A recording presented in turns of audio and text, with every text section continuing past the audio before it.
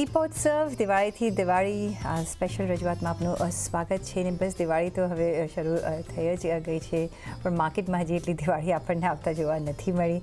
લીબોર્ડ ગ્રુપના યોગેશ ભટ્ટ મારી સાથે જોડાયા છે અને ઓફકોર્સ હું છું પ્રીતિ દલાલ. યોગેશભાઈ ઘણું સ્વાગત છે તમારું. અને જેમ મેં કહ્યું દિવાળી હજી માર્કેટમાં દેખાઈ નથી રહી અને આપણે રાહ જોઈ રહ્યા છીએ કે ક્યારે થોડા ફટાકડા ફૂટે પણ મે બી તમને શું લાગે છે ફૂટશે કે રાહ જોવી પડશે કે એક આપણે અત્યારના જે અનસર્ટનિટી છે એ હજી પણ માર્કેટ પર દેખાઈ રહી છે, કઈ રીતના તમે જોઈ રહ્યા છો? ગુડ આફ્ટરનૂન પ્રીતિબેન, અને તમને પણ દિવાળીની શુભકામનાઓ, તમારા દર્શકોને પણ દિવાળીની શુભકામનાઓ. તમે કીધું પ્રમાણે markets have not given any return in the last 1 year પર સે. પણ કોઈ બી એક એસેટ ક્લાસ જોઈએ આપણે પ્રીતિબેન તો એને 1 વર્ષના રિટર્ન્સથી મુલતવું એ થોડું ભૂલ ભરેલું રહેશે. એટલે જો તમે 3 કે 5 વર્ષના બકેટ્સના રિટર્ન્સ તમે જુઓ તો that will not disappoint you in a major way.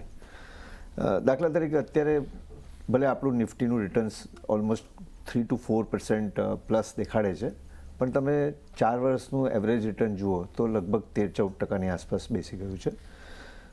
Similarly બીજા એસેટ ક્લાસમાં પણ જે નંબર ઓફ યર્સ જે હોય એ આધાર રાખતો હોય છે. તો ઇક્વિટીનો ideally numbers should be 3 to 4 years comparison wise. Asset class gold silver છે ફોર એક્ઝામ્પલ, જે અત્યારે બધે જ ચર્ચામાં છે. ઇનફેક્ટ અમને હમણાં ઇક્વિટીના ક્વેશ્ચન્સ ઓછા આવે છે અને ગોલ્ડ સિલ્વરના વધારે મારા તરફથી પણ આવશે. અને તો પણ એ એક એસેટ ક્લાસ એવો છે કે જે એકચ્યુઅલી રિયલી 10-15 years 20 years નો હોરાઇઝન લઈને ઇન્વેસ્ટરોએ ચાલવું જોઈએ. એમાં તો ઇનફેક્ટ 1 વર્ષ ને 3 વર્ષ પણ કદાચ શોર્ટ ટર્મ ગણાય, right? So coming back to the mood question કે ઇક્વિટી માર્કેટ્સમાં હવે આગળ જતાં કઈ રીતે પેન આઉટ થશે, અને બધો આધાર એટલે we all are slaves of earnings. અને અર્નિંગ્સમાં જો આપણને વિઝિબિલિટી દેખાશે, જે મને લાગે છે ઓવર ધ નેક્સ્ટ 1 year આપણને આવશે, તો broadly we will also make sum returns from here. At least એવું લાગે છે કે મે બી મિડ ટીન્સ કે થોડું એના કરતાં ઓછું રિટર્ન્સ આપણને નેક્સ્ટ 1 વર્ષથી 1.5 વર્ષની અંદર ઇક્વિટી માર્કેટથી પણ મળી શકે. બટ વી આર હ્યુમન અને વી આર જે એક હેબિટ બની જાય સારા રિટર્ન્સ મળવાની એ પછી છૂટતી નથી. એટલે આપણે એમ લાગે છે કે માર્કેટ્સ અને નથી પરફોર્મ કર્યું, એ પણ આપણે that's also the fact. But અત્યારના એક ફોમો પણ છે માર્કેટમાં. મેં ગોલ્ડમાં નહીં નિવેશ કર્યું, મેં સિલ્વરમાં નહીં નિવેશ કર્યું, કે મેં હવે આઈપીઓ માર્કેટ કેટલા બધા અત્યારના ગરમ છે, મેં ત્યાં નહીં કર્યું. સો બિકોઝ તમને રિટર્ન્સ નથી મળતા તો તમે ટેન્ડ ટુ ફાઇન્ડ ધ એવન્યુઝ કે ક્યાં હું કમાઉં, ક્યાં શું કરું. કઈ રીતના તમે પ્રેશિયસ મેટલ્સ જે રીતના વેલ્યુએશન્સ અત્યારના તો આઈ થિંક ઇટ્સ અનરીચેબલ એવું કહેવાય, પણ કઈ રીતના તમે જુઓ છો અહીંયા ટ્રેન્ડ? બિકોઝ તમે જેમ કહ્યું કે આ મેટલની સાયકલ ઘણી લોંગ સાયકલ હોતી હોય છે અને જ્યારે ચડતી આવે છે ત્યારે પણ ઘણા વખત પછી આપણે આવી મૂવમેન્ટ જોઈ છે, ફાસ્ટ મૂવમેન્ટ જોઈ છે પ્રેશિયસ મેટલમાં. તો પ્રેશિયસ મેટલની જો અત્યારે વાત કરીએ તો યસ, આ ક્વેશ્ચન અત્યારે બધાને જ સતાવી રહ્યો છે કે ભાઈ એકચ્યુઅલી માર્કેટમાં શું ચાલી રહ્યું છે. Weather it is related to the fear factor, જેમાં ડોલર વીક થતો દેખાઈ રહ્યો છે, કે પછી આગળ જતાં સેન્ટ્રલ બેંક જે હિસાબે બાઇંગ કરી રહ્યું છે one after the other years, એ આગળ આવનારા કોઈક નેગેટિવ ઇમ્પેક્ટ્સ કે નેગેટિવ ઇવેન્ટ્સની આપણને કંઈ સંકેત આપી રહ્યા છે. So that is a second question which investors are asking. પણ થર્ડ તમે જુઓ ને તો ઇનફેક્ટ મેં તમને કીધું પ્રમાણે જે લોંગર ટર્મ્સની વાત કરીએ તો silver for example, right, silver is the best asset class return. In fact 1 year return is around 99%, gold is at around 63%. પણ if you go back in 1980, in fact it was $50. In 2011 it was $48. એટલે હવે અત્યારે પાછું $50 આપણે cross કર્યું. તો in fact તમે વિચાર કરો કે 1980થી અત્યાર સુધી તો એક સાયકલમાં ઝીરો રિટર્ન જેવો પણ એક સિનેરિયો બન્યો. સો એની એસેટ ક્લાસને પોઈન્ટ ટુ પોઈન્ટ રિટર્ન્સ જોવું કે CAGR રિટર્ન્સ જોવું એ એક ક્વેશ્ચન્સમાં હંમેશા રહેતો હોય છે. પણ આગળ જતાં પણ એવું લાગે છે કે અત્યારે બધા ટેકનિકલ ફેક્ટર્સને કારણે કદાચ આ મૂવમેન્ટ વધારે આપણને દેખાઈ રહી છે. દાખલા તરીકે સિલ્વર ફોર એક્ઝામ્પલ, રાઈટ, તમે જોયું લાસ્ટ 10 દિવસમાં ઘણા એસેટ મેનેજમેન્ટ કંપનીઝે એમના ETFs સ્ટોપ કર્યા જી. સબસ્ક્રિપ્શન માટે because there was a strong differential in Huge the premiums પર છે. પ્રીમિયમ્સ છે ફિઝિકલ માર્કેટ અને Yeah. પ્રાઇસમાં. સો આ બધા ટેકનિકલ ફેક્ટર્સને લીધે જ્યારે પણ કોઈ પણ એસેટ ક્લાસ વધતો હોય છે, કોઈ કહેતું હતું કે શોર્ટ સ્ક્વીઝ થઈ રહ્યું છે એ માર્કેટ્સમાં, right? So these are the technical factors at the end of the day. અને એના કારણે હવે આગળ હજી તેજી કરવી એ થોડી ભૂલ ભરેલી રહેશે. પણ આટલો બધો ઇન્ટરેસ્ટ કેમ છે?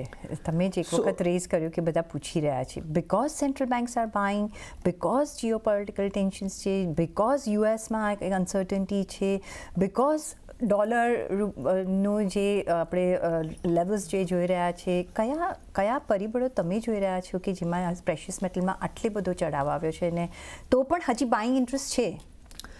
તો પૃથ્વીબેન, કદાચ આપણે એવું ધારી શકીએ કે કોઈ પણ રીઝન્સ જે અત્યારે આપણે કોટ કરી રહ્યા છે, જે હમણાં તમે કીધું ને મેં પણ કીધું કે 4-5 રીઝનોને કારણે આ મુવમેન્ટ આવી છે, તો આ બધા નોન રીઝન્સ થઈ ગયા, Yes. રાઈટ? મને લાગે છે કોઈ Unknown અનનોન reasons. રીઝન છે જે મને પણ નથી ખબર, તમને પણ નથી ખબર અને ઇન્વેસ્ટર્સને પણ નથી ખબર. એને કારણે આ ડ્રાઈવ રેલી થઈ રહી છે. નાવ એ ક્યાં જઈને અટકશે, કેવી રીતે અટકશે, it will be very difficult. પણ if I take little medium term view from here, I would say that investors will be slightly disappointed as far as the returns are concerned. In fact, equity I would be more bullish on a 3-year horizon as compared to the precious metals. Of course, right, because from cycle here. is also much smaller than the precious Exactly, metal. exactly. So the question is now, કારણ કે returns નથી મળી રહ્યા, FIIs તો નથી જ આવી રહ્યા, આવે છે જાય છે પણ નથી જ આવી રહ્યા એમ કહેવાય.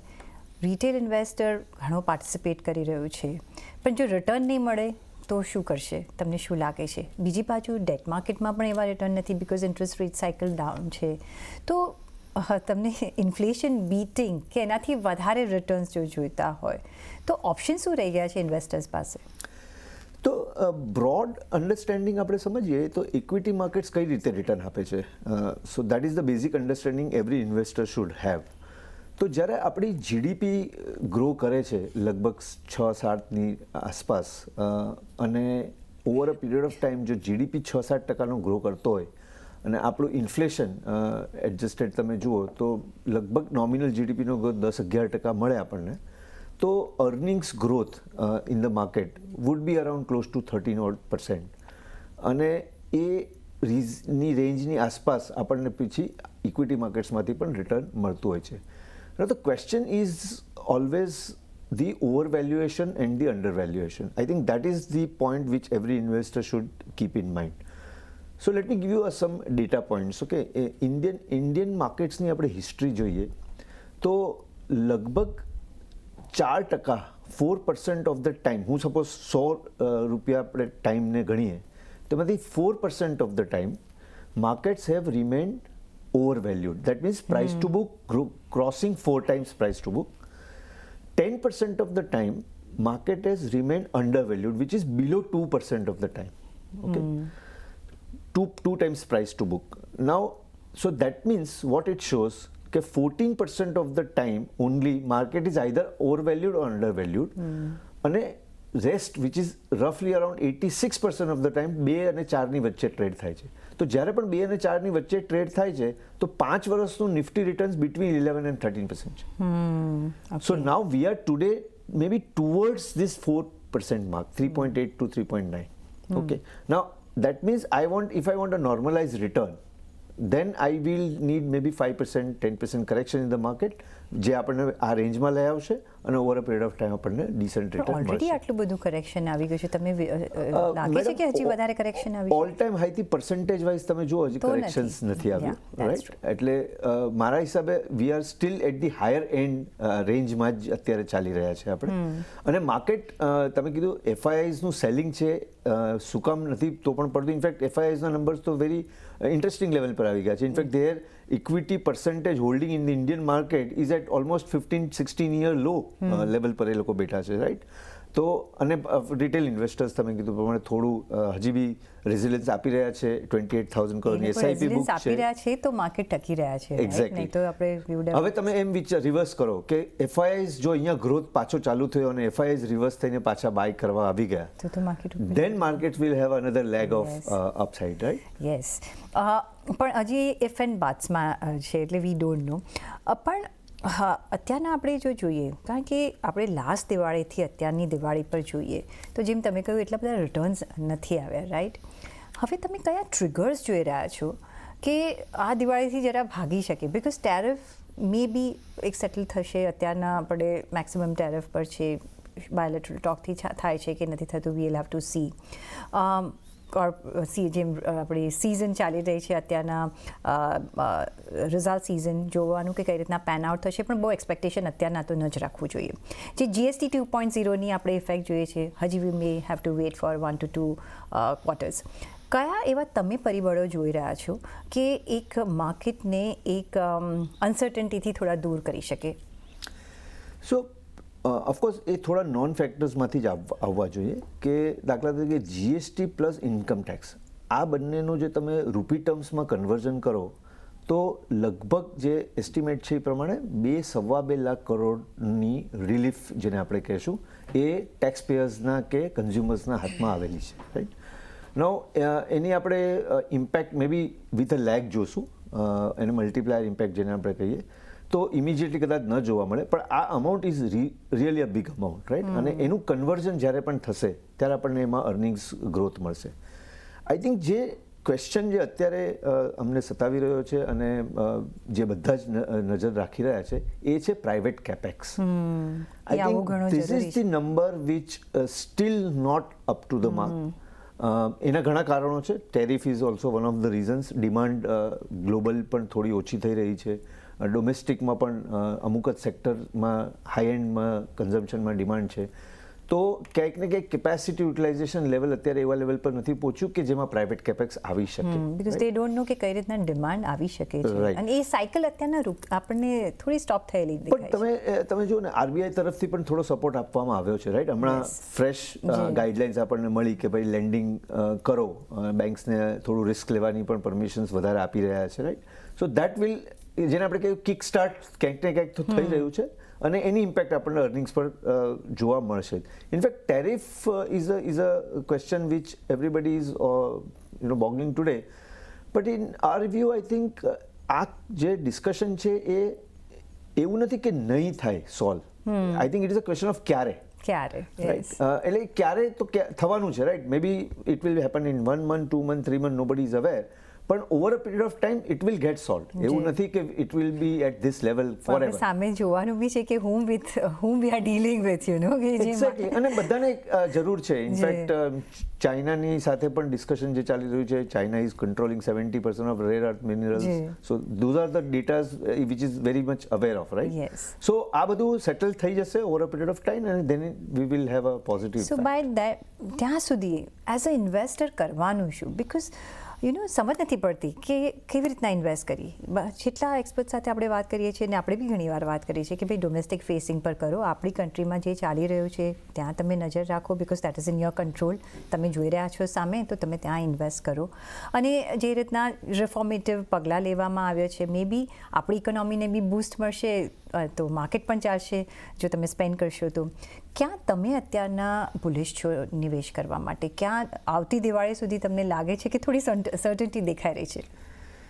તો જો આપણે અત્યારે બ્રોડ કમ્પોઝિશનની વાત કરીએ અને સેક્ટોરલી જો આપણે જે સિલેક્ટ કરવાની વાત આવે, તો definitely financial always remains very attractive sector. પણ આપણે થોડું એમાં ડિવાઈડ કરવું પડશે, ઇન ધ સેન્સ કે જે લેન્ડિંગ બિઝનેસીસ છે ફિનાન્શિયલ્સમાં, એટલે બેંક્સ આવી ગઈ, PSU બેંક્સ આવી ગઈ, કે કદાચ થોડી NBFCs પણ આવી ગઈ, જે લોકો એકચ્યુઅલી લેન્ડ કરી રહ્યા છે, એ એક લેવલ પછી ગ્રોથ થશે જ. કારણ કે અત્યારે ક્રેડિટ ગ્રોથનો ક્વેશ્ચન માર્ક છે. અને ઇનફેક્ટ તમે લેન્ડિંગ ઇન્સ્ટિટ્યુશન ગ્રાસરૂટ લેવલ્સ પર જે છે, હું કહું છું બેંક્સ પર સે, he is actually into landing business, right? So any entity which is into landing business today are maybe little bit struggling, let me put it this way. પણ જે નોન લેન્ડિંગ વાળા બિઝનેસીસ છે, અને in fact ફિનાન્શિયલ્સમાં loan building એના ઘણા બધા સબ segments છે, right? Asset management companies છે, વેલ્થ મેનેજમેન્ટ કંપનીઝ છે, કેપિટલ માર્કેટ પ્લેસ છે, ઇન્સ્યોરન્સ કંપનીઝ છે. સો આ એક આખું જે સ્પેક્ટ્રમ છે એ ઇન્ડિયાની સ્ટોરી પર ડેફિનેટલી એટ્રેક્ટિવ લાગશે. આપણે અત્યારે 4 ટ્રિલિયન પર છે, એ 8 ટ્રિલિયન પર આપણે જવાના છીએ, તો એમાં સૌથી મેજર વધારે બેનિફિટ ફિનાન્શિયલાઇઝેશન કંપનીઝને થશે. તો આ એક સેગમેન્ટ હંમેશા એટ્રેક્ટિવ રહ્યું છે. કોન્ટ્રેરિયનમાં આપણી પહેલાં પણ વાત થઈ હતી અને in fact I was always little cautious, પણ ક્યાંક એવું લાગી રહ્યું છે કે over a period next quarter to આપણને આઈટી એક ફોર્મેશન બોટમમાં દેખાશે, રાઈટ? એ અત્યારે કોન્ટ્રારિયન વ્યૂ છે, પણ એમાં પર્સન્ટેજ ઓફ એલોકેશન્સ એમાં કરી શકાય. I am not saying that you should go and buy IT as a fund, but the small allocation to IT as a sector should be there. Pharma is again very interesting sector. Indian companies has been doing really well. So that is also not given fantastic return in the last 3 years. તો એ એક આખા સેગમેન્ટમાં આપણે જોઈ શકીએ. અને chemical ને smaller જે સેગમેન્ટ્સ છે જે અત્યારે ઇમ્પેક્ટેડ છે પણ પ્રાઇસ વાઇઝ પરફોર્મન્સમાં અંડર પરફોર્મન્સ આવી રહ્યા છે. સો આ બ્રોડલી આપણે સ્પેક્ટ્રમમાં આ રીતે ઇન્વેસ્ટ કરી શકીએ.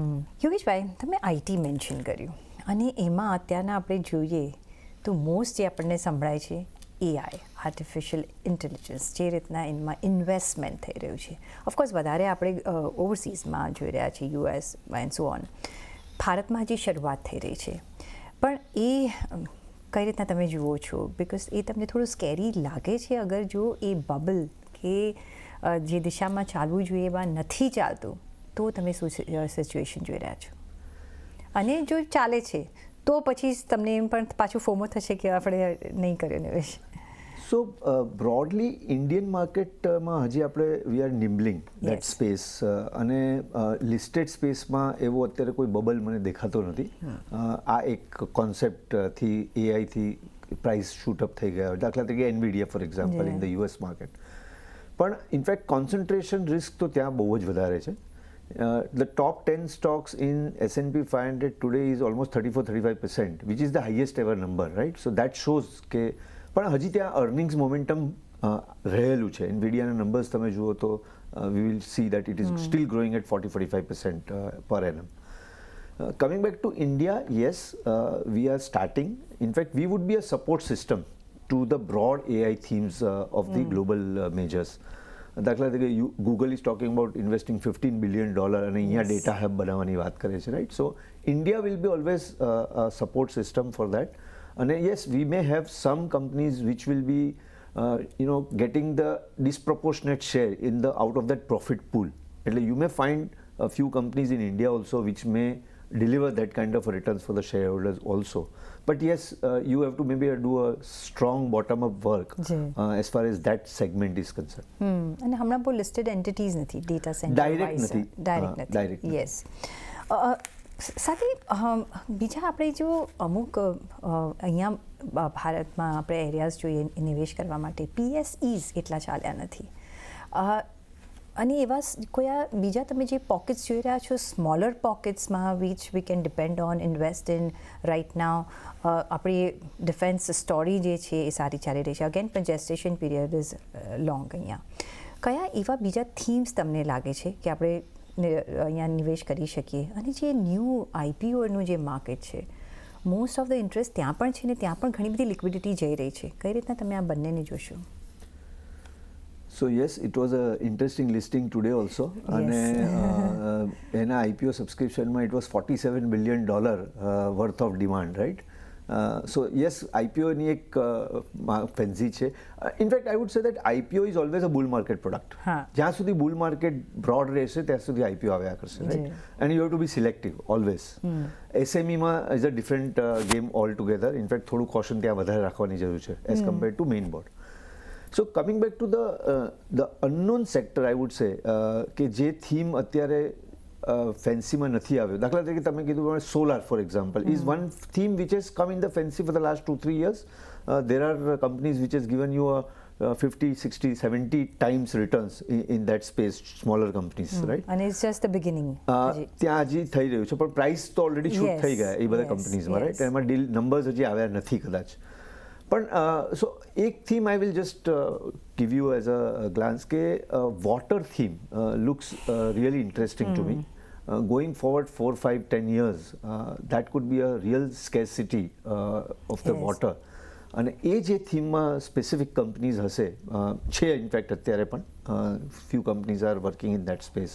So I would put some allocation into that particular theme, which can be a big winner over the next 5 to 10 years time.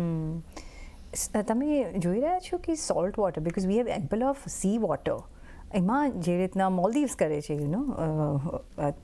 ડ્રિંકેબલ water માટે કોઈ એવા તમે સાંભળ્યું છે કે અહીંયા એવા કામકાજ ચાલી રહ્યા છે?